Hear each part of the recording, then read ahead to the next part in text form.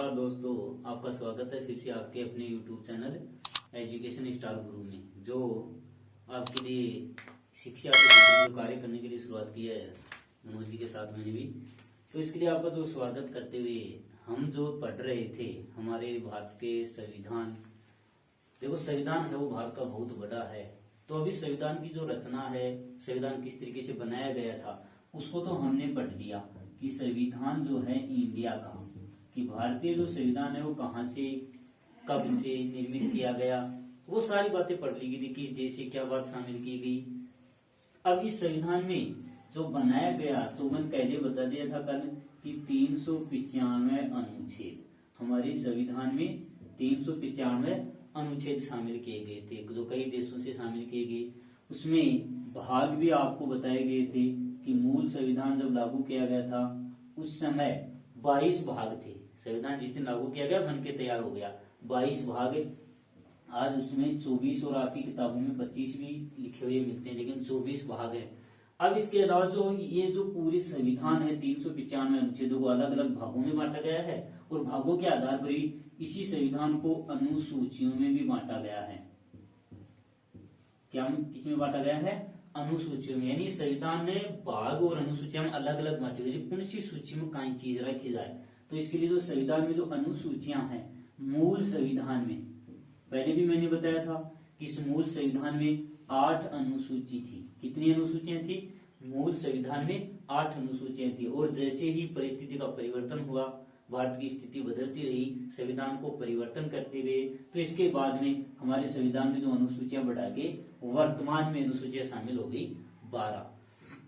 तो मूल संविधान में जब क्वेश्चन पूछा जाता है कि भारतीय संविधान में कितनी अनुसूचियां थी, तो आएगा आपकी 8 अनुसूचियां। और मुझे आज भारतीय संविधान में कितनी अनुसूचियां हैं, तो उसमें 12 अनुसूचियां शामिल की गई हैं। यानी 4 अनुसूचियां हैं वो संविधान संशोधनों के द्वारा शामिल की गई। किस संविधान संशोधन के द्वारा कौन सी अनुसूची और क्यों शामिल की गई, यानी संविधान की जो सूचियां हैं उन सूचियों में क्या क्या बात लिखी गई है, वो हम पढ़ेंगे, देखेंगे आज की तरह। तो पहले संविधान की जो टोटल अनुसूचियां हैं वो है 12 अनुसूची।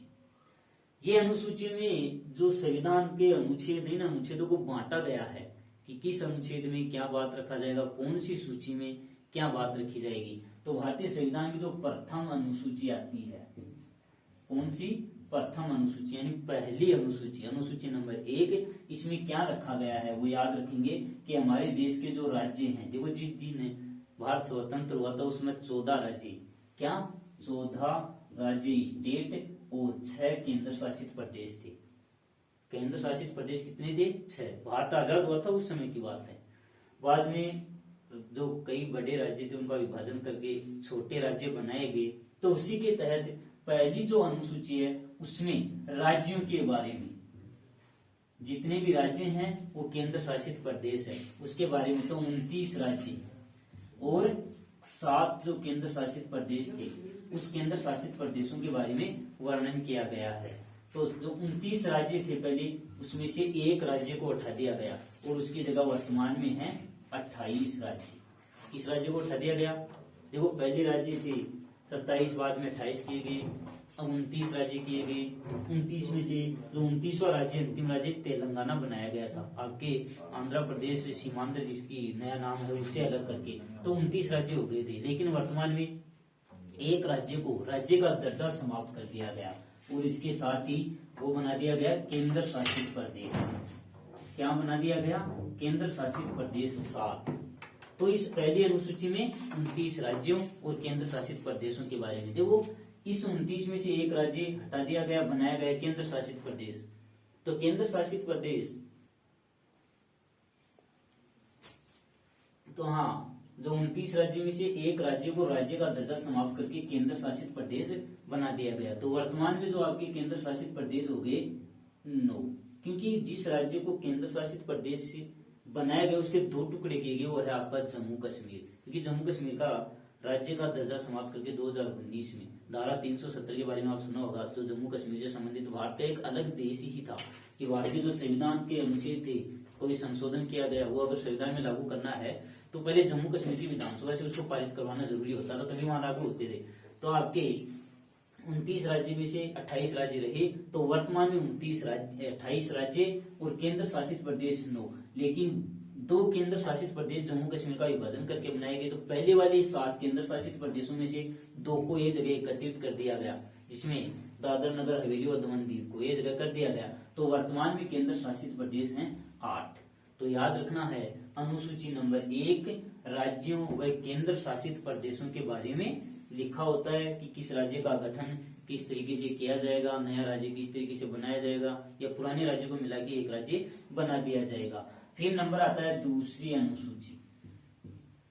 अब एक चीज और, मूल संविधान में जो 8 अनुसूचियां थी उन्हीं में सारी व्यवस्था की गई थी। संविधान बदलता गया तो उसी तरीके से नई नई अनुसूचियां जोड़ते गए, नए नियम बनाते गए, उन्हीं नियमों के तहत दोबारा अनुसूचियां वर्तमान में संविधान में आती हैं। तो दूसरी अनुसूची है वो आपकी किससे संबंधित आती है, जो हमारे अधिकारी हैं, मुख्य रूप से पदाधिकारी, भारत के अधिकारी, जिसमें आपके राष्ट्रपति आता है, हमारे राष्ट्रपति आता है, और आपके प्रधानमंत्री पीएम आते हैं, हमारे राज्यपाल आते हैं, मुख्यमंत्री आते हैं। ये जो जितने भी अधिकारी सारे आते हैं, यानी हमारे जितने भी जो अधिकारी हैं, पदाधिकारी यहाँ कहेंगे, पदाधिकारी में आपका राष्ट्रपति भी आता है, प्रधानमंत्री भी आता है। इसके अलावा हमारे जो मुख्यमंत्री भी होते हैं राज्यों की, राज्य में आपका राज्यपाल भी होता है। तो इसके अलावा जो भी मंत्री जितने भी होंगे, या फिर आपका जो योजना आयोग के अध्यक्ष हो गए, लोकसभा के जो अध्यक्ष हो गए, राज्यसभा के अध्यक्ष, राज्यसभा के अध्यक्ष नहीं कहे जाते हैं, वो राज्यसभा के सभापति कहलाते हैं। उपाध्यक्ष को उपाध्यक्ष कह सकते हैं, लेकिन राज्यसभा का जो मुखिया होता है उसे सभापति, जो आपके उपराष्ट्रपति को माना जाता है। तो जितने भी ये पदाधिकारी होते हैं, उन पदाधिकारियों की वेतन के बारे में, किसके बारे में, वेतन के बारे में, इसकी पेंशन के बारे में, यानी इसको क्या पेंशन मिलेगी, इसके भत्ते क्या मिलेंगे, इनके बारे में आपकी अनुसूची 2 बताती है।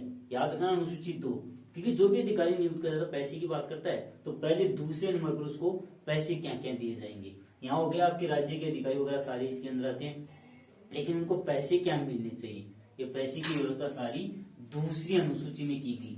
फिर आती है तीसरी अनुसूची, अनुसूची नंबर 3। तीसरी अनुसूची में क्या है, आपके जितने भी ये पदाधिकारी हैं, देखो दूसरी और तीसरी दोनों ही पदाधिकारियों से संबंधित अनुसूचियां हैं।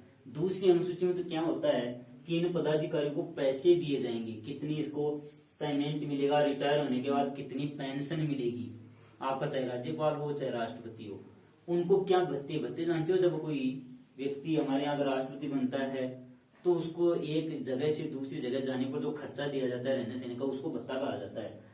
तो इन अधिकारियों के वेतन भत्ते याद रखना आप तो, कि दूसरी अनुसूची में राष्ट्र के या भारत के पदाधिकारियों के वेतन भत्ते पेंशन निर्धारित की गई है। तीसरी अनुसूची जो होती है ये इन्हीं से संबंधित है, इन्हीं पदाधिकारियों की, क्योंकि जो पदाधिकारी वेतन भत्ता लेता है उससे पहले अधिकारी जब बनता है तो शपथ लेता है कि मैं इस पद की गरिमा के अनुसार या इस देश के अनुसार ही कार्य करूंगा। तो हमारे पदाधिकारी जितने भी राष्ट्रपति होते हैं वो भी शपथ, तो यहाँ एक ही नाम याद रखना है, शपथ, सौगंध। शपथ का मतलब होता है सौगंध की, भगवान की सौगंध, कोई काम गलत हो करो तो ये भी शपथ लेते हैं, लेकिन बाद में गलत करते हैं या नहीं करते हैं वो बात उनकी अलग है। तो जितने भी पदाधिकारियों की शपथ संबंधी प्रावधान जो किया गया है वो आपकी तीसरी अनुसूची में किया गया है, जिसमें आपका राष्ट्रपति होता है, प्रधानमंत्री होता है। थोड़ा सा मैं बता देता हूँ कि जो हमारा राष्ट्रपति होता है ना, इस राष्ट्रपति को शपथ दिलवाता है ना, कौन दिलवाता है, देश का जो मुख्य न्यायाधीश होता है वो, और मुख्य न्यायाधीश को शपथ राष्ट्रपति दिलवाता है। आपस में एक दूसरे के विपरीत है। राष्ट्रपति को शपथ पद एवं गोपनीयता की, ये भी याद रखना है। शपथ 2 प्रकार से ली जाती है, 2 प्रकार की होती है। एक तो पद कि जिस पद पर मैं नियुक्त किया गया हूँ उस पद के अनुसार ही कार्य करूंगा, पद की गरिमा के अनुसार कार्य करूंगा। और दूसरी गोपनीयता की कि जो भी कार्य होगा उसको समय से पहले मैं किसी को बताऊंगा नहीं, गोपनीय रखूंगा। तो ये गोपनीयता और पद की शपथ है। आपकी संविधान की जो अनुसूची है वो तीसरी अनुसूची। और हाँ, तो देखो आपकी जो 3 अनुसूचियां हो गई थी, तीसरी अनुसूची में शपथ होती है। इसके बाद में आती है चौथी अनुसूची। चौथी अनुसूची में देखो हमारे जो ये राष्ट्रपति होते हैं, प्रधानमंत्री होते हैं, इसके अलावा जो सदस्य की सदन के बनते हैं, तो इसमें आपकी जो राज्यसभा होती है, राज्यसभा जो है, इस राज्यसभा के सदस्यों का प्रावधान कि किस राज्य से किस राज्य से कितने सदस्य आपकी इस राज्यसभा में शामिल होंगे। ये बात कहाँ कौन सी अनुसूची में रखी गई, चौथी अनुसूची में। प्रथम में राज्य, और इन राज्य में जो हमारे राज्यसभा के सदस्य होते हैं ना, हर राज्य से चुने जाते हैं, ये आपकी चौथी अनुसूची में। दूसरी अधिकारी, तीसरी अधिकारी, चौथी राज्यसभा के सदस्य। पांचवी अनुसूची जो है वो आपको बताई गई अनुसूचित जाति और अनुसूचित जनजाति से संबंधित होती है। अनुसूचित जाति और अनुसूचित जनजाति के जो कल्याण के लिए कार्य किए जाते हैं, अनुसूचित जाति यहाँ लिख देते हैं पूरी, जाति और जनजाति, इनके लिए कार्य किए जाते हैं, वो आपकी चौथी अनुसूची में रखे गए हैं कि अनुसूचित जाति और जनजाति के लिए क्या कार्य किए जाएंगे। पांचवी के बाद में आएगी आपकी छठवीं अनुसूची। तो छठवीं अनुसूची में क्या रखा गया, आपका जो मिजोरम है,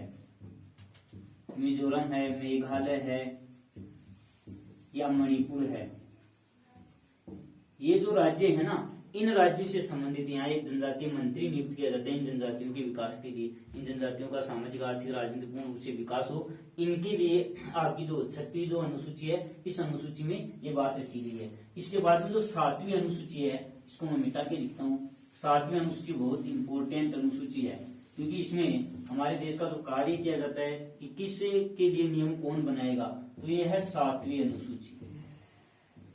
सातवीं अनुसूची अनुच्छेद 246 याद रखना है कि भारत में जो शक्तियों का वितरण किया गया है, शक्तियों का वितरण यानी जो शक्तियां बांटी गई हैं कि केंद्र को कितनी शक्ति दी गई, कौन सा नियम केंद्र बना सकता है, किस चीज पर नियम राज्य सरकार बनाएगी, इसके लिए शक्तियों का जो वितरण है वो सातवीं अनुसूची में। याद रखना, क्वेश्चन यही पूछता है कि शक्तियों का वितरण संविधान की किस अनुसूची में किया गया, अनुच्छेद 246 के तहत। तो शक्तियों का वितरण संविधान की सातवीं अनुसूची के तहत 3 प्रकार से किया गया है। 3 सूची यहाँ रखी गई है। कितनी? 3 सूची शक्तियों का वितरण सातवीं अनुसूची में, और 3 सूचियां हैं जो कौन कौन सी हैं मैं थोड़ा सा यहाँ बता देता हूँ। पहले आती है संघ सूची। संघ सूची के जो विषय होते हैं, संघ यानी केंद्र सरकार जिनके ऊपर नियम बनाती है, तो संघ सूची के जो भी विषय होंगे वहां आपका नियम, अभी बताया आपके राष्ट्रपति प्रधानमंत्री, तो वो लोग देश के लिए कार्य करते हैं। इस सूची के जो भी विषय होंगे वो पूरे देश को प्रभावित करते हैं, पूरे देश के लिए नियम बनाते हैं। पूरा देश इसके लिए जो कार्य करेगा, देश में कौन सा नियम कहाँ लागू करना है या कहाँ नहीं लागू करना है, ये बात आपकी संघ सूची में केंद्र के विषय उनको कहा जाता है। 3 सूचियां याद रखना है। इसमें एक अवशिष्ट शक्तियां और होती हैं,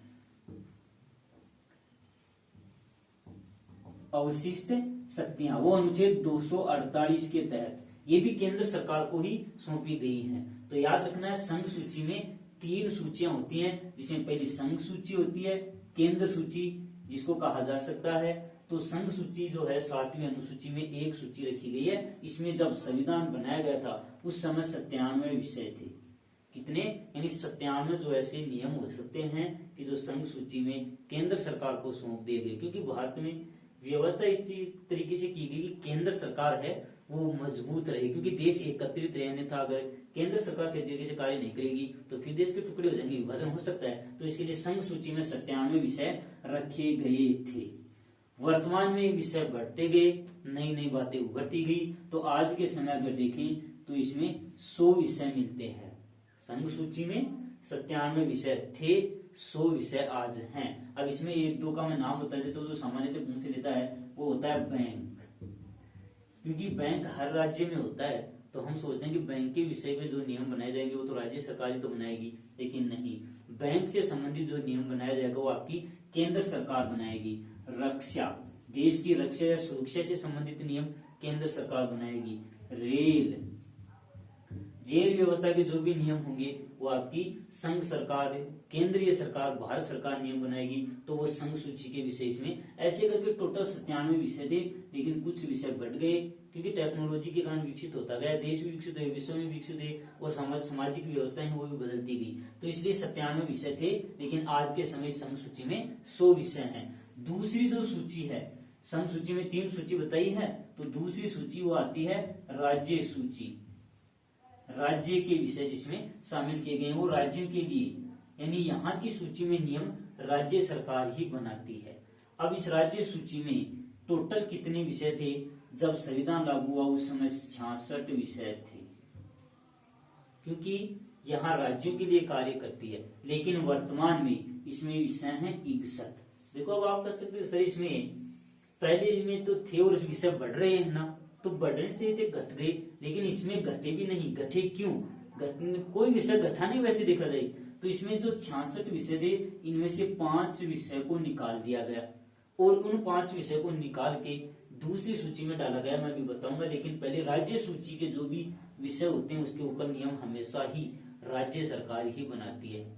लेकिन जो आपकी लोकसभा जब हम पढ़ेंगे, राज्यसभा हम पढ़ेंगे या संसद जब पढ़ेंगे, तो उसमें आपकी जो राज्य सरकार होती है वहां के लिए जो आपके संसद में जो सदस्य चुने जाते हैं राज्यसभा के, वो राज्यों के लिए ही कार्य करते हैं। तो आपकी राज्यसभा, एक बार यहां मैं लिख देता हूं, राज्यसभा, इसको अनुच्छेद 249, इस अनुच्छेद 249 के तहत राज्यसभा को विशेष शक्ति दी गई है, क्योंकि राज्यसभा है राज्य सूची के किसी भी विषय को देश का राष्ट्र हित का घोषित करके इस संसद का संघ सूची का विषय घोषित करवा के नियम बनवा सकती है। तो इसी तरीके से राज्यसभा की एक विशेष शक्ति, क्वेश्चन आता है कि राज्यसभा की विशिष्ट शक्ति संविधान के किस अनुच्छेद के तहत दी गई है, तो संविधान का अनुच्छेद 249, इस 249 के अनुच्छेद के तहत ही राज्यसभा आपकी राज्यसभा के राज्य के कोई भी विषय को संघ सूची का घोषित करके उसके ऊपर नियम बनवा सकती है। तो इसी तरीके से इसके कुछ विषय थे, जिसमें मैं 1-2 विषय लिख देता हूं। विवाह है आपका, शिक्षा, वन, विवाह विच्छेद, जनगणना, ऐसे जो विषय थे इनको यहाँ से हटा के दूसरी एक सूची थी उस सूची में डाला गया। हालांकि जनगणना मुख्य रूप से यहाँ आता है, जनगणना का जो विषय होता है मुख्य रूप से किस सूची में शामिल होता है, ये याद रखेंगे। जनगणना का विषय हमेशा केंद्र सरकार का होता है, लेकिन वन, शिक्षा, विवाह है, विवाह विच्छेद, ये जो आपका तलाक होता है ना, ये आपकी राज्य सूची का विषय था। लेकिन यहाँ से इनको हटा के हमारी एक सूची का अभी मैं नाम लिखूंगा, तो याद रखेंगे ये राज्य सूची के विषय पर नियम केवल राज्य सरकार ही बनाती है। अब तीसरी, इसमें 3 है तो 2 तो होगी, तीसरी है समवर्ती सूची। कल आपको इसके बारे में थोड़ा सा मैंने बताया था कि भारतीय संविधान में जो समवर्ती सूची है, विदेशों से जो ग्रहण की गई बातें, वो कहाँ से, किस देश के संविधान से ये सूचियां ग्रहण की गई या नियम ग्रहण की गई, तो ये समवर्ती सूची है, ये हमारे संविधान में कहाँ से ग्रहण की गई। अगर किसी को याद हो तो बता दे। लास्ट वाला कल एक जो मैंने सूत्र लाइन बताई थी उसमें आपस में कुछ नाम लिखा था, तो ऑस्ट्रेलिया से पैसे प्रस्तावना की भाषा हो जाती है समवर्ती सूची। ऑस्ट्रेलिया के संविधान का अवलोकन करके भारतीय संविधान ये समवर्ती सूची है लागू होते हुए उस समय शामिल की गई थी। हालांकि ये थोड़ा सा ध्यान रखना कि मूल संविधान में संघ सूची में कितने विषय थे, 97, मूल संविधान में राज्य सूची में कितने विषय थे, 66, लेकिन कुछ विषयों को संविधान संशोधन के द्वारा आपकी इस सूची से ये 5 विषय इधर शामिल कर लिए गए। तो इस सूची में मूल संविधान में 47 विषय थे। कितने विषय थे? 47 विषय मूल संविधान में, और इसमें 5 विषय शामिल कर दिए गए, तो 47 और 5 होते हैं 52, यानी 52 विषय होते हैं जिसके ऊपर नियम बनाएगा कौन। अब यहाँ ये भी ध्यान देने की बात है, क्योंकि समवर्ती सूची है, इसके ऊपर अधिकार आपकी इसका केंद्र सरकार का भी होता है और आपकी राज्य सरकार का भी, क्योंकि आपकी जो शिक्षा है, विवाह है, यहाँ शामिल कर दिया गया ना इसको। तो शिक्षा राज्य सरकार भी नियम बनाती है, केंद्र सरकार भी नियम बनाती है। अब आप ये कह सकते हो कि सर ये जो शिक्षा है इसके ऊपर राज्य सरकार भी नियम बना देती है और केंद्र सरकार भी नियम बना देती है। तो अगर कोई झगड़ा हो जाए कि राज्य सरकार ने नियम बनाया है, केंद्र सरकार ने नियम बनाया है, दोनों में अलग अलग, जैसे आपका इसी के तहत निःशुल्क शिक्षा वाला आपको बताया गया था कि निःशुल्क शिक्षा, यह अधिनियम 2010 से लागू किया गया था, राजस्थान में 2011 से निःशुल्क शिक्षा का अधिकार अधिनियम। तो इसमें व्यवस्था ये की गई कि 6 से 14 वर्ष तक के बच्चों को निःशुल्क शिक्षा देगा। आपके मौलिक अधिकार में शिक्षा के अधिकार के तहत की शिक्षा प्राप्त करने का अधिकार। तो ये जो आयु वाला युगी जो सिस्टम रखा गया कि 6 से 14 वर्ष के बच्चों को निःशुल्क शिक्षा प्रदान की जाएगी, तो इसके लिए आयु वाला जो कंसेप्ट है 6 से 14 की जगह 15 भी कर दिया। राज्य ने अगर 15 बना दिया, केंद्र ने 14 रख दिया, तो झगड़ा हो गया। तो इसके लिए समवर्ती सूची पर जो भी नियम बनेंगे राज्य और केंद्र सरकार दोनों बना सकती है। झगड़ा होने पर या नियम अलग अलग होने पर केंद्र सरकार का ही नियम मान्य होगा, केंद्र वाला ही नियम मान्य होगा, राज्य वाला नियम मान्य नहीं होगा। यानी राज्य सरकार यहाँ नियम नहीं बनवा सकती, फिर राज्य का जो नियम है वो भी आपके केंद्र सरकार के द्वारा ही होगा। तो कितनी अनुसूचियां होगी? 7 अनुसूची। 8वीं जो अनुसूची है वो भी एक बहुत महत्वपूर्ण अनुसूची है, मैं इसको अलग से लिखता हूँ फिर आपको बताता हूँ, क्योंकि 8वीं अनुसूची भी यहाँ फिर आराम से आपको बतानी पड़ेगी। तो याद रखना 7वीं अनुसूची, 7वीं में शक्ति वितरण, ये याद रखो आप। तो 7वीं में से आप स को याद कर लो, से शक्ति वितरण हो गए, शक्तियों को बांट दिया गया, 3 भागों में बांट दिया गया। हालांकि हाँ 3 जो सूचियों के बाद में एक मैंने सूची और लिखी थी, अवशिष्ट शक्ति, अवशिष्ट शक्तियां, ये भी आपकी अनुसूची के तहत। 3 बता दी, संघ सूची केंद्र सरकार नियम बनाएगी, राज्य सूची राज्य नियम बनाएगी, और समवर्ती सूची राज्य और केंद्र दोनों बना सकते हैं, लेकिन विशेष परिस्थिति में, झगड़े की परिस्थिति में दोनों के नियम लागू न होकर राज्य केंद्र वाला नियम लागू होगा। अवशिष्ट शक्तियां क्या है? अनुच्छेद 248 के तहत, अवशिष्ट शक्तियां अनुच्छेद 248 के तहत क्या किया गया इसमें कि कुछ कार्य थे ऐसे जो इन 3 सूचियों में से रह गए या 3 सूचियों में शामिल नहीं किए गए, या इसके बाद में जो आपके नए नियम बने या नए कार्य आते गए। जैसे आपका जो साइबर अपराध होता है, क्योंकि ये पहले तो था ही नहीं ना ऑनलाइन ठगी वाला, तो ऐसे विषय हैं ये आपकी अवशिष्ट शक्तियों में शामिल की गई। अवशिष्ट शक्ति कनाडा के संविधान से ली गई, याद रखना है कि अवशिष्ट शक्ति कहां से ली गई? कनाडा के संविधान से ली गई। इसके बाद में आती है आपकी 8वीं अनुसूची, ये भी बहुत महत्वपूर्ण अनुसूची है। 8वीं अनुसूची में क्या रखा गया? भाषा। हमारे संविधान में जो भाषाएं हैं कि संविधान में किस भाषा को प्रयोग में लिया जा सकता है, कौन सी भाषा काम में लाई जा सकती है। तो 7वीं अनुसूची में शक्तियां थी, 3 भागों में बांट दिया गया। ये अवशिष्ट शक्ति आपके कनाडा के संविधान से इसी में शामिल कर दी गई। इसमें शक्तियां कार्य कितने थे वो अलग अलग बता दिए गए हैं। बाकी इन सूचियों को जब पढ़ेंगे आपके कार्य को उस समय सालों को अलग अलग से बता दिया जाएगा कि कौन सा कार्य कब बदला गया है। 8वीं अनुसूची जो है ये भाषा से संबंधित है।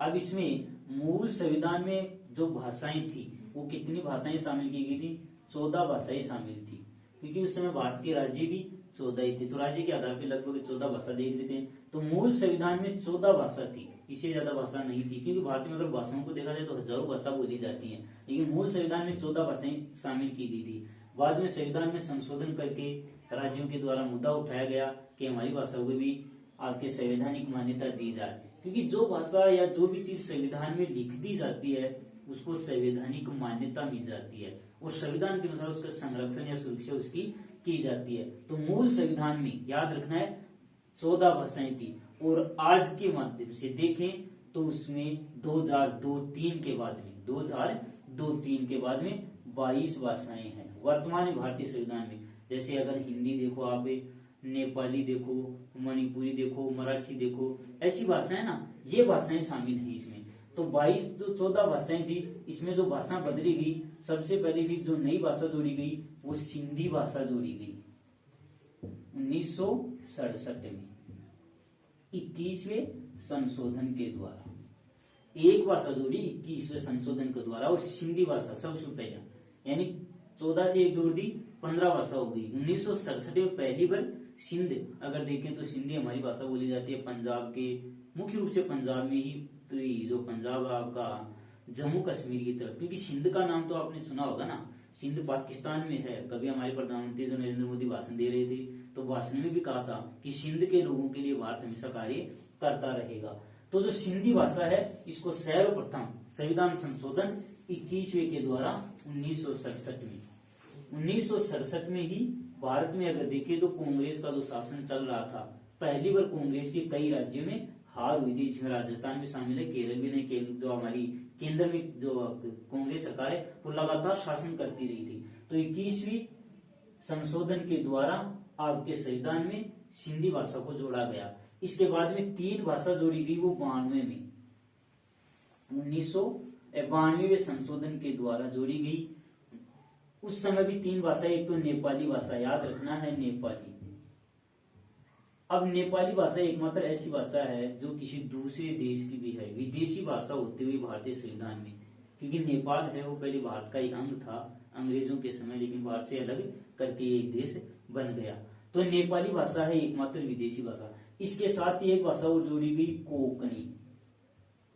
कोंकणी जानते हो कहां से है? यह आपका कोंकण क्षेत्र गुजरात के नीचे से है, आपके कर्नाटक से इसका रोहा तक चलता है, गोवा भी इसमें आता है। कोंकण और कोंकणी भाषा वहां बोली जाती है, दक्षिण कर्नाटक में बोली जाती है। तो ये कोंकणी भाषा है, ये भी जोड़ी गई आपके 92 संविधान के संशोधन के द्वारा। तो भाषा हो गई 16, इसके साथ 17 हो गई, इसके 14, 15, 16 और 17। 18वीं जो भाषा जोड़ी गई वो जोड़ी गई मणिपुरी। तो भाषा हो गई कितनी? 18 भाषा हो जाती है, ये हो गई मणिपुरी। तो इस प्रकार से, लेकिन आपको ध्यान ये रखना, मुख्य रूप से क्वेश्चन पूछता है कि 8वीं अनुसूची में मूल संविधान में कितनी भाषा थी? 14।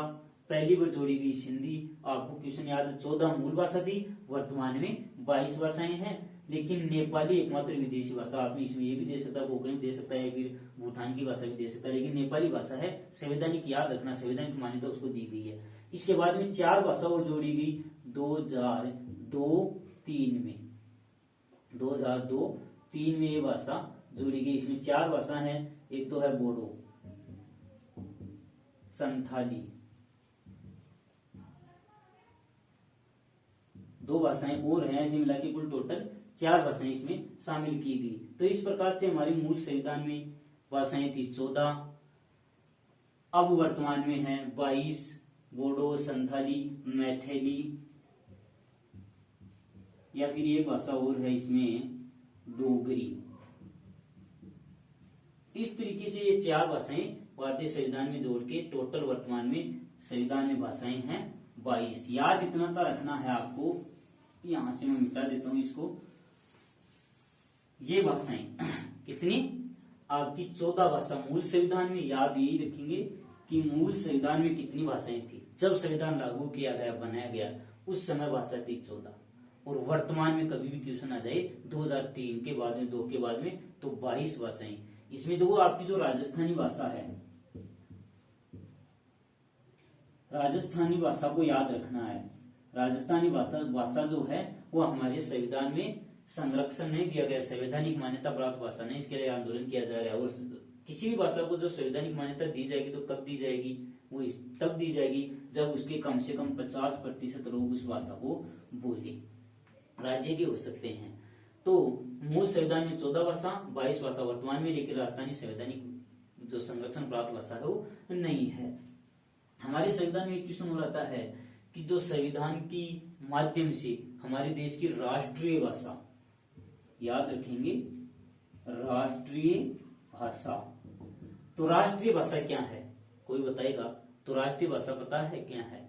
अभी तक मैंने पूछा तो लोगों ने कहा कि हिंदी है राष्ट्रीय भाषा। देखो, किसी भी देश भाषा को या किसी भी वस्तु को राष्ट्र के महत्व की, पूरे देश के महत्व की कब घोषित की जा सकती है? जब आधे से ज्यादा लोग, 50 से ज्यादा लोग उसका समर्थन करें। तो हिंदी भाषा अभी तक भारत में लगभग 44-45% लोग ये भाषा बोलते हैं। 44-45% लोग, तो आधे से कम हो गई। इसके लिए राष्ट्रीय भाषा अभी तक हिंदी है वो नहीं बन पाई है। राष्ट्रीय भाषा की कोशिश की जा रही है। उत्तर और दक्षिण के बीच जो विवाद होता है उसी को लेकर जब भारत का संविधान बनाया गया तो उस समय भी बहुत भयंकर संघर्ष पैदा हुआ था इसके लिए कि राष्ट्रीय भाषा क्या बनाई जाए। तो दक्षिण भारत वाले लोग तो अंग्रेजी वहां बोली जाती है, स्थानीय भाषा बोली जाती है, तो अंग्रेजी को लेकर वो राष्ट्रीय भाषा बनवाना चाहते थे, लेकिन नहीं बना पाए क्योंकि वहां अंग्रेजी भी आती है, ज्यादा लोग नहीं बोलते ना। हिंदी के लिए उत्तरी भारत जैसे उत्तर प्रदेश से ऊपर चले जाएं या मध्य प्रदेश से ऊपर चले जाएं तो हिंदी भाषा बोलते हैं। उसको लेकर भी संघर्ष हुआ था कि ऊपर वाले लोग हिंदी भाषी लोग हैं तो हिंदी को मान्यता देने के लिए, तो इस कारण संघर्ष किया हुआ। तो इसको हिंदी को राष्ट्रीय भाषा न देके राजकीय भाषा, राजकीय भाषा इसको घोषित किया गया। और फिर त्रिभाषा फार्मूला अपनाया गया। त्रिभाषा फार्मूला इसमें अपनाया गया, जिसमें राजकीय भाषा हो गई आपकी हिंदी, कार्यकारी भाषा इसमें घोषित की गई एक कार्यकारी। आप चाहे इसमें से कार्यकारी में से ये भी काम में ले सकते हो। कार्यकारी भाषा जो है वो है अंग्रेजी, यानी काम करेंगे, कोई भी जो काम किया जाएगा वो सरकारी काम जो होगा वो अंग्रेजी में किया जाएगा। तो कार्यकारी भाषा कितनी है? कार्यकारी भाषा अंग्रेजी को माना गया है। राजकीय भाषा है हिंदी, न कि राष्ट्रीय भाषा। और त्रिभाषा में 2 तो होगी, और तीसरी भाषा है तो संवैधानिक संरक्षण प्राप्त 22 भाषाएं हैं। इनमें से कोई सी की वो तीसरी भाषा उसको मातृभाषा के रूप में कह सकते हैं। मातृभाषा,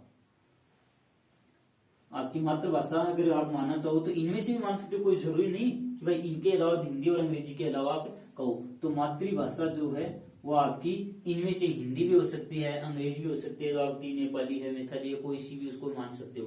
तो इस तरीके से 8वीं अनुसूची में ये भाषाएं शामिल की गई 14, आज इसमें भाषाएं शामिल हैं 22। अब इसके बाद में आती है 9वीं अनुसूची। देखो मूल संविधान में अनुसूचियां थी वो आपकी 8 अनुसूचियां थी, मूल संविधान में 8 अनुसूचियां, लेकिन संविधान संशोधन के द्वारा पहली बार जो संशोधन किया गया तो वो जोड़ी गई 9वीं अनुसूची। 9वीं अनुसूची प्रथम संशोधन के द्वारा, संशोधन के द्वारा ये 9वीं अनुसूची जोड़ी गई। और इसमें क्या किया गया, जो भूमि सुधार कार्यक्रम है, भूमि को सुधार के लिए, क्योंकि 9वीं अनुसूची पहले संशोधन के द्वारा, और याद रखना भूमि सुधार बताएंगे कि पहली अनुसूची आपकी संविधान सभा के द्वारा, संविधान सभा के द्वारा ही पहली अनुसूची जोड़ी गई। और पहली बार भारतीय संविधान में जो संशोधन किया गया वो संविधान सभा के द्वारा ही, पहला संशोधन संविधान सभा ने ही भारतीय संविधान में प्रथम संशोधन करके पहली अनुसूची भूमि सुधार से संबंधित, क्योंकि जो जिसके पास भूमि है उसको भारतीय स्वतंत्रता के समय अगर देखें तो जिनके भूमि के ऊपर ज्यादातर आपके राजा महाराजाओं का अधिकार था, जो जमींदार थे उनके अधीन थी, तो उसके लिए जो भूमि छीनी जा रही थी वो नहीं ले सकते थे। और इसी अधिनियम के द्वारा, जो पहले संशोधन के द्वारा भारतीय संविधान में जो राजाओं का प्रीवियस जो संविधान संशोधन आएगा उसके बारे में बता दिया, उसमें बता दिया जाएगा कि संविधान संशोधन पहला क्या किया गया, दूसरा क्या किया गया। तो राजाओं के जो अधिकार थे प्रीवियस,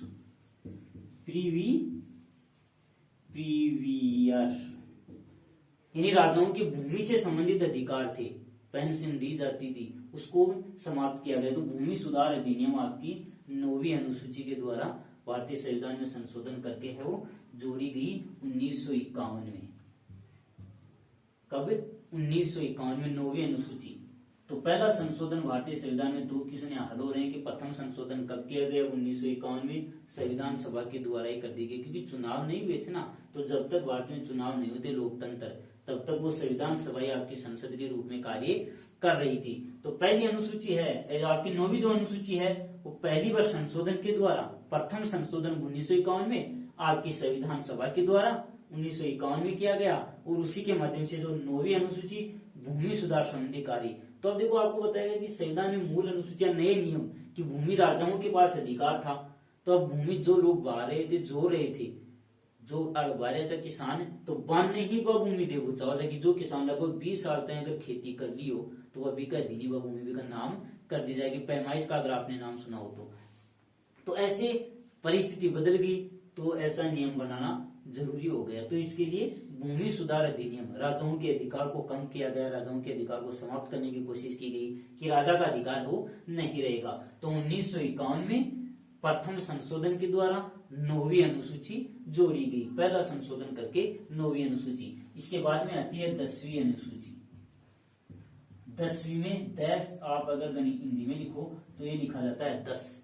तो 10 में 10वीं अनुसूची में दल बदल क्या आता है, दल बदल, दल बदल संबंधी प्रावधान आपकी 10वीं अनुसूची में। दल को बदलना, दल यानी कोई भी पार्टी होती है, इस पार्टी को बदलने का जो प्रावधान है ये इस अनुसूची में। और ये 52वें संविधान संशोधन के द्वारा 1985 में, 52वां संविधान संशोधन 1985 में ये अनुसूची है जोड़ी गई। इंदिरा गांधी आपके राजीव गांधी प्रधानमंत्री थे, इसके बाद ही बन गए थे, तो उस समय आपकी अनुसूची है वो जोड़ी गई। ये इसमें किया क्या गया 10वीं अनुसूची में कि दल बदल। देखो आप अभी भी देखते हो कि कुछ नेता होते हैं निर्दलीय चुनाव लड़ते हैं या फिर किसी दूसरी पार्टी से चुनाव लड़ते हैं। राजस्थान में देख लो कांग्रेस और भारतीय जनता पार्टी का बहुमत है, तो अगर कोई नेता जैसे बसपा से चुनाव लड़ देता है और बाद में उसको पता चलता है कि बसपा की तो यहाँ सरकार ही नहीं बन रही, तो कांग्रेस के अगर विधायक कम पड़ गए, जैसे राजस्थान में 200 विधायक हैं और यहाँ सरकार बनाने के लिए 101 सदस्य किसी भी दल को जीतना जरूरी होता है। अब आप देखो कांग्रेस के पास विधायक हो गए 100 या फिर जैसे 100 विधायक और बीजेपी के पास 98 विधायक हो गए, दोनों सरकार बनाने के नजदीक पहुंच गए। तो अब इस समय क्या किया जाएगा, ये आपकी कांग्रेस है, एनसी इंडियन नेशनल कांग्रेस और ये बीजेपी, ये है। तो ये यहाँ सरकार बनाने के लिए इसको भी 3 विधेयक, इसको एक ही विधायकों की आवश्यकता है ना। तो अब यहाँ ये क्या क्या करेंगे, जो निर्दलीय विधायक है, अगर कोई निर्दलीय नहीं जीतता तो दूसरे दल के विधायक को शामिल करने की कोशिश करेंगे। तो वो विधायक दल किसी दूसरे का था, जैसे बसपा का कोई विधायक था यहाँ जीत गया, तो वो विधायक इसमें शामिल होना चाहिए इसमें। अब वो विधायक किसी न किसी ज्यादा पैसे देने वाली पार्टी में शामिल होगा, लालच देंगे तभी तो शामिल होगा, नहीं कौन शामिल हो जाए दूसरा मजार, कोई कौन शामिल हो फ्री कमाए, कोई का काम कौन कर हो जाओ कोई। तो इस तरीके से अब ये ज्यादा पैसे देंगे तो इसमें शामिल हो जाएगा, ये ज्यादा पैसे देंगे तो इसमें शामिल हो जाएगा। तो इसको रोकने के लिए 1985 में 52वें संविधान संशोधन के द्वारा आपकी 10वीं अनुसूची है वो दल बदल से संबंधित जोड़ी गई। कौन सी? 10वीं दल बदल से संबंधित अनुसूची है वो जोड़ी गई। क्वेश्चन आता है दल बदल संबंधी अनुसूची कौन सी है? दल बदल संबंधी संविधान संशोधन कौन सा किया गया? तो 52वां संविधान संशोधन 1985 में है वो किया गया था। इसके बाद में आते हैं 11वीं अनुसूची। 11वीं अनुसूची क्या है? 11 और 12, लास्ट में 11 और 12 दो ही अनुसूची बचती है। तो ये 11वीं अनुसूची बहुत महत्वपूर्ण है। ये 11वीं अनुसूची के ऊपर मैं एक बार लिखता हूं, लोकतांत्रिक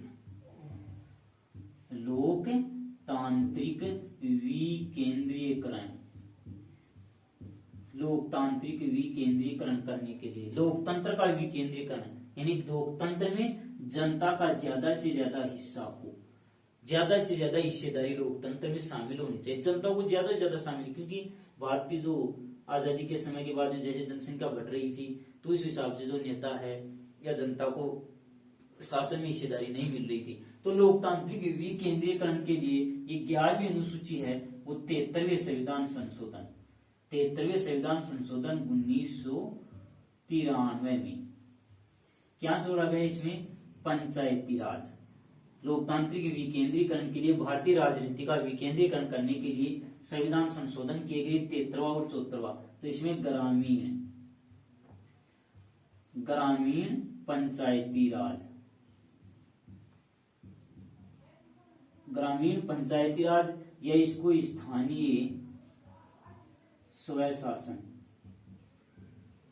स्थानीय स्वशासन यानी स्थान विशेष के शासन के लिए स्थान विशेष पर जनता का खुद का शासन होना चाहिए। तो स्थानीय स्वशासन के लिए 11वीं अनुसूची। क्वेश्चन आता है कि स्थानीय स्वशासन अधिनियम कौन से थे? तो इसमें याद रखना स्थानीय स्वशासन जो अधिनियम है उसमें जो संविधान के अनुच्छेद आते हैं वो अनुच्छेद 2 अनुच्छेद हैं। एक तो होता है 73वां और एक होता है 74वां संविधान जो संशोधन है वो किए गए। तो 73वां संविधान संशोधन है वो है आपकी ग्रामीण पंचायती राज यानी गांव के लिए जो आपका सरपंच से आपके जो प्रधान होते हैं, जिला परिषद होते हैं ना, इससे पहले ये आपके चुने नहीं जाते थे।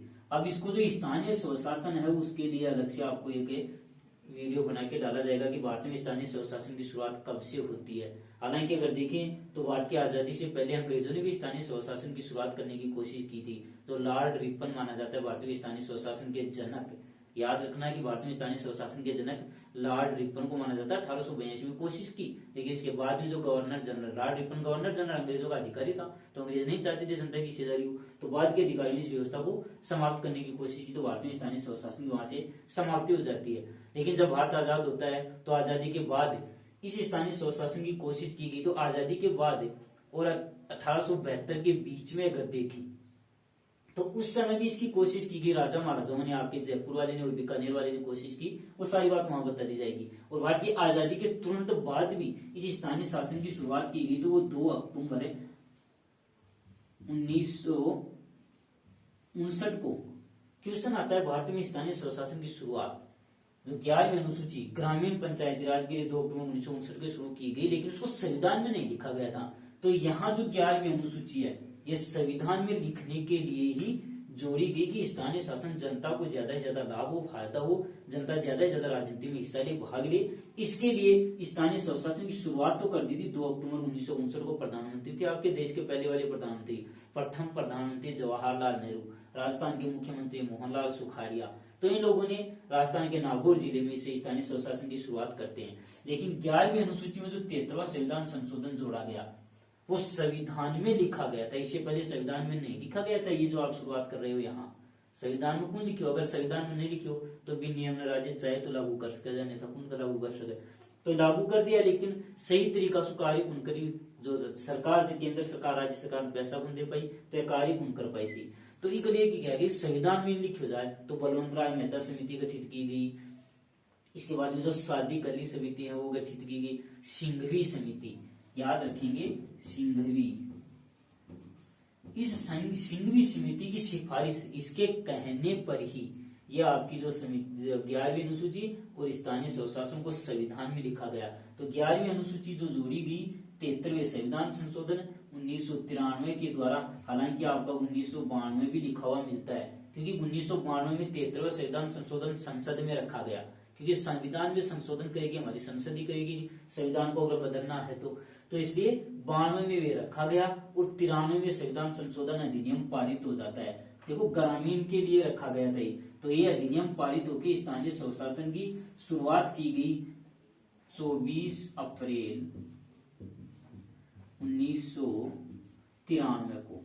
24 अप्रैल 1993 को स्थानीय स्वशासन की भारत में ग्रामीण पंचायती राज की शुरुआत हो जाती है और इसमें त्रिस्तरीय ग्रामीण 3 स्तर होंगे। देखो एक थोड़ा सा मैं बता देता हूं, भारत में सरकार के स्तर, भारत में कितनी स्तरीय सरकार है? पहले तो 2 स्तर थे, जब भारत का संविधान लागू हुआ उसमें सरकार के 2 ही स्तर थे। कौन कौन से भी आपकी सूची बताई थी, संघ सूची और राज्य सूची। तो उसमें एक संघ यानी केंद्र सरकार हुआ करती थी और एक हुआ करती थी राज्य सरकार, राज्य की ही सरकार शासन करती थी। तो 2 ही प्रकार की सरकार हुआ करती थी, 2 स्तरीय सरकार। इसके बाद में ये सरकार का तीसरा स्तर घोषित किया गया स्थानीय शासन को, क्योंकि राज्य की सरकार कार्यकारी चुनाव का विधायक कार्य करता था। फिर इसके बाद में कि जनता जो है नीचे का अधिकारी या सबसे नीचे वाला जो व्यवस्था है वो होनी चाहिए। तो इसके लिए स्थानीय शासन को सरकार का तीसरा स्तर, और पूरे विश्व में देखा जाए तो एकमात्र केवल भारत में ही शासन में सरकार के 3 स्तर हैं। तो स्थानीय स्वशासन ग्रामीण पंचायती राज को त्रिस्तरीय व्यवस्था के तहत, इसमें भी 3 स्तर कौन कौन से? एक तो होती है आपकी ग्राम पंचायत, और फिर आती है ग्राम पंचायत के बाद में आपकी जो पंचायत समिति। इसके बाद में आती है आपकी जो जिला परिषद। तो यह आपकी त्रिस्तरीय ग्रामीण पंचायती राज की व्यवस्था, और टोटल इसमें जो कार्य रखे गए 29 कार्य इसको सौंप दिए गए। और इसी के तहत हमारे राज्य के निर्वाचन आयोग इनको पैसे देने के लिए, इसके तहत जो सारी व्यवस्था है वो इसमें बता दिया जाएगा। स्थानीय स्वशासन में 73वें संविधान संशोधन अधिनियम के तहत क्या किया गया। तो ये 11वीं अनुसूची, बस याद इतना रखना है 11वीं अनुसूची कब जोड़ी गई, किस संविधान संशोधन के द्वारा जोड़ी गई, कितने विषय इसमें रखे गए। इसके बाद में आती है अंतिम अनुसूची जो है वो 12वीं अनुसूची। ये भी आपकी इसी समिति से संबंधित है, और इसी अनुसूची के द्वारा आपका 74वां संविधान संशोधन अधिनियम, ये भी आपका 92 में रखा जाता है और 1993 में लागू किया जाता है। ये किससे संबंधित था? जैसे गांवों के लिए तो व्यवस्था कर दी, अब राजस्थान में भारत में गांव के अलावा जो शहर में भी तो लोग रहते हैं ना, तो गांव के लिए व्यवस्था कर दी। तो यहाँ शहरी या नगरीय स्थानीय स्वशासन की व्यवस्था यहाँ की जाती है। 74वां संविधान संशोधन अधिनियम करके तैयार किया गया, 92 में रखा गया, दोनों इसी के साथ रखे गए। इसको ग्रामीण वालों को 73वां संविधान संशोधन कह दिया, और आपके 74वां संविधान संशोधन शहरी स्थानीय शासन से संबंधित हो गई। तो ये भी दोनों अधिनियम पारित हो जाते हैं 93 में आपकी संसद के द्वारा राष्ट्रपति के हस्ताक्षर करने के बाद में। तो ये अधिनियम लागू होता है 1 जून 1993 को राष्ट्रपति की स्वीकृति के बाद। तो इस प्रकार 74वां जो संविधान संशोधन है आपकी 12वीं अनुसूची जोड़ी गई, और इसमें जो आपके विषय रखे गए वो 18 विषय रखे गए। याद रखना है इसमें 29 कार्य गांवों को सौंप दिए, जैसे सड़क की व्यवस्था गांव के अंदर ही, साफ सफाई, पानी, बिजली, ऐसी व्यवस्था यहाँ सौंपी गई। तो एक क्वेश्चन भी आता है, स्थानीय स्वशासन दिवस कब मनाया जाता है? 24 अप्रैल को। ग्रामीण के तहत स्थानीय स्वशासन है स्थान विशेष का, गाँव के लिए, शहरों के लिए 24 अप्रैल को इसको शुरुआत की गई। ये भारत में याद रखना है 1993 को, राजस्थान में 1994 को ये लागू किया गया, लेकिन तारीख भी इसके बाद में आती है 23 23 वाली तारीख को। राजस्थान में तो 23 अप्रैल 1994 को लागू किया जाता, पूरे भारत में इसको लागू किया गया। सालों कहा गया कि एक साल के अंदर अंदर, क्या कहा गया कि एक साल के अंदर अंदर प्रत्येक राज्य स्थानीय स्वशासन के लिए नियम बना के कार्य करेगा और इसके लिए स्थानीय स्वशासन की शुरुआत करेगा। तो इसी के तहत राजस्थान ने 23 अप्रैल 1994 को ग्रामीण स्थानीय स्वशासन की त्रिस्तरीय व्यवस्था, जो आपकी ग्राम पंचायत, पंचायत समिति, जिला परिषद है, इसकी व्यवस्था कर दी गई।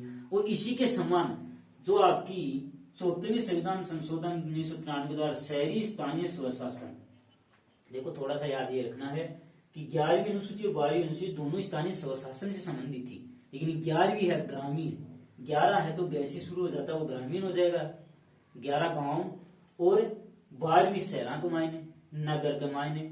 आई के लिए 34वां संविधान संशोधन, लेकिन क्वेश्चन तरीके से हो सकता है कि स्थानीय स्वशासन की शुरुआत किस संशोधन अधिनियम के द्वारा की गई, 73वें 74वें के द्वारा। तो 73 में आपकी ग्रामीण, 74 में आपकी नगरीय या शहरी, विषय इसको सौंपे गए अलग अलग। इसमें भी त्रिस्तरीय व्यवस्था ही, शहरी में भी त्रिस्तरीय व्यवस्था में जैसे यहाँ 3 स्तर घोषित किए गए, और क्वेश्चन होता है कि सरकार का सबसे नीचे का स्तर होता है स्थानीय स्वशासन के तहत ग्रामीण या ग्राम पंचायत है। तो इसी के तहत आपकी नगर पालिका होती है। एक तो नगर पालिका, ये छोटे शहरों के लिए नगर पालिका की घोषणा, ये पहला स्तर हो गया त्रिस्तरीय शहरी स्थानीय में। फिर होती है नगर परिषद, नगर परिषद ये होता है। तीसरा इसमें होता है नगर निगम, नगर निगम। इस प्रकार से सरकार के 3 स्तर घोषित करके भारत में जो शासन व्यवस्था की आपकी जो व्यवस्था है शासन करने के लिए घोषित कर दी गई। इसमें सरपंच और सबसे नीचे का अधिकारी शासन का, कोई भी व्यक्ति सरपंचों का चुनाव लड़ सकता है। तो इस तरीके से आपकी जो 12 अनुसूचियां थी वो आपको पूरी बता दी गई हैं। इसमें याद ये रखना है कि मूल संविधान में कितनी अनुसूचियां थी, वर्तमान भारतीय संविधान में कुल कितनी अनुसूचियां हैं, जिसके तहत याद रखना है कौन सी अनुसूची कब जोड़ी गई और टोटल कितनी अनुसूचियां हैं। आज के समय क्वेश्चन अगर आ जाता है कि भारतीय मूल संविधान में कितनी अनुसूचियां थी, मूल में कितनी अनुसूचियां थी 8, वर्तमान में कितनी अनुसूचियां हैं 12। पहली अनुसूची कब जोड़ी गई, यहाँ लिखा है पहले संशोधन के द्वारा 9वीं अनुसूची है वो जोड़ी गई। प्रथम जो संशोधन संविधान सभा के द्वारा ही 1951 में किया गया था, और उसके बाद में 10वीं दल बदल, 11वीं ग्रामीण पंचायती राज गांव के लिए, 73 संविधान संशोधन अधिनियम क्या थे, वो आएगा आपका स्थानीय स्वशासन से संबंधित ये आपके अधिनियम है वो रखे गए थे। 12वीं अनुसूची आपकी शहरी स्थानीय शासन से संबंधित, इसके कार्य क्या हैं, कितने इसमें कार्य रखे गए, याद भी ये रखना है कि 11वीं अनुसूची के द्वारा कितने कार्य संविधान में रखे गए थे। तो इसके द्वारा भारतीय संविधान में 29 कार्य रखे गए। नमस्कार दोस्तों, आपके आज के लिए इतना ही, धन्यवाद।